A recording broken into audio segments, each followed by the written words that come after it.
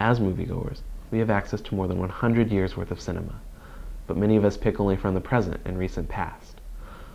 Why aren't more of us spending time with the great old movies, rather than with contemporary ones which are mediocre at best?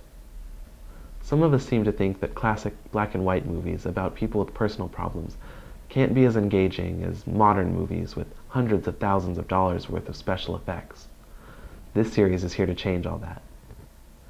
Many of us go to the theater thinking that the only purpose of a movie is to entertain, and critics write their reviews as though this was the sole criteria. But movies can do so much more than entertain. The great ones allow us to experience a new world, to see through the eyes of another for 2 or 3 hours, and leave us with a sense of purpose and admiration for life. The great movies are not just entertainment, they're opportunities. And now is the greatest time of all to take advantage of these opportunities. What once meant standing in line for hours and packing into a crowded theater can be accessed with the touch of a button in the comfort of your own home. But this increase in convenience is both a blessing and a curse. Movie theaters are our sanctuary from the everyday, a place we go to put our lives on hold rather than the movies.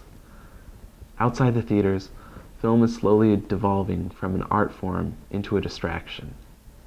The only way to stop this downward spiral is to give film the respect and dignity it deserves.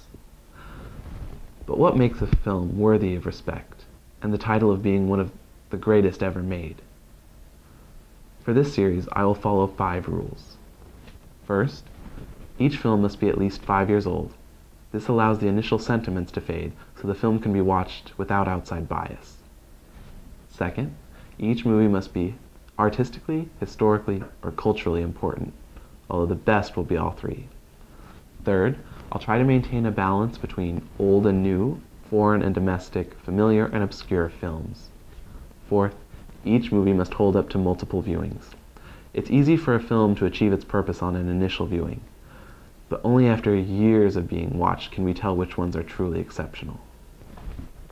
Fifth and finally, I've taken a rule from the great critic Derek Malcolm and decided that every film in this series will be one that I could not bear the thought of never being able to see again.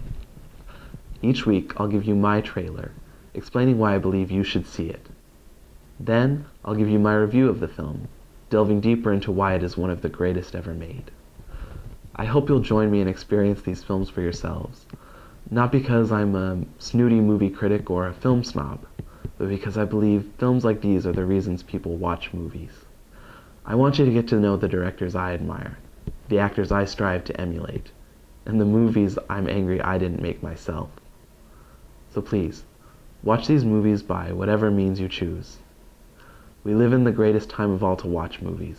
It's only fitting we should watch the greatest movies of all time.